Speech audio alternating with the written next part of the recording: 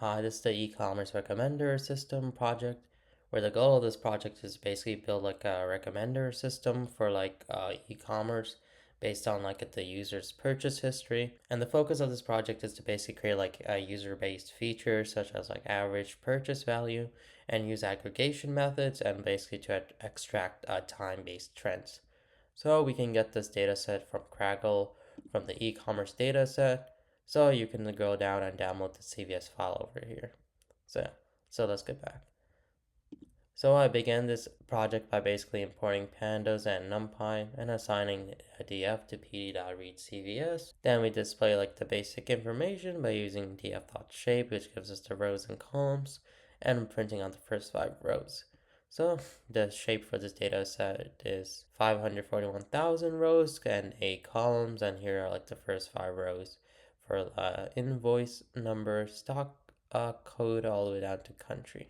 Next, we move on to printing like basic information by using df.info, and this gives us like the null count and like the data type for each of the columns. Then we move on to printing out the basic statistics by using df.describe, which gives us the count, mean, standard deviation, minimum, 25 percentile, 50 percentile, 75 percentile max for the columns of quantity, unit price, and customer ID. Next, we move on to printing any missing values in the columns by using df.isNull.sum. And then this gives us the missing value in each of the columns. So columns with the most missing values are like description and customer ID. Next, we move on to basic data processing by df.dropNA, subset is equal to customer ID in place is true. Basically, this line of code basically removes any rows where the customer ID is missing, as the customer ID is critical for like identifying like unique customer. Next, we move on to df.invoice data is equal to pd.datetime df.invoice data. Basically, this line of code converts like the invoice data column into like from like a string format to like a datetime object, as this allows us to do like time-based operations such as like filtering, grouping, and like trend analysis.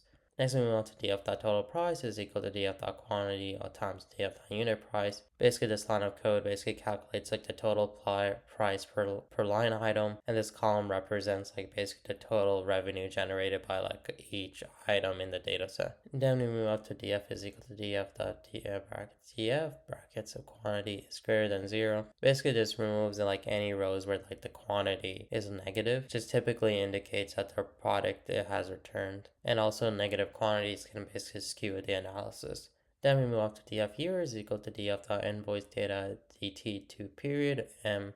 Basically, this creates like a new column of year month, and that represents like the year and the month of like each of the transactions. Then afterwards, we print out the shape by using df.shape. So after processing, now we have 397,000 rows with 10 columns.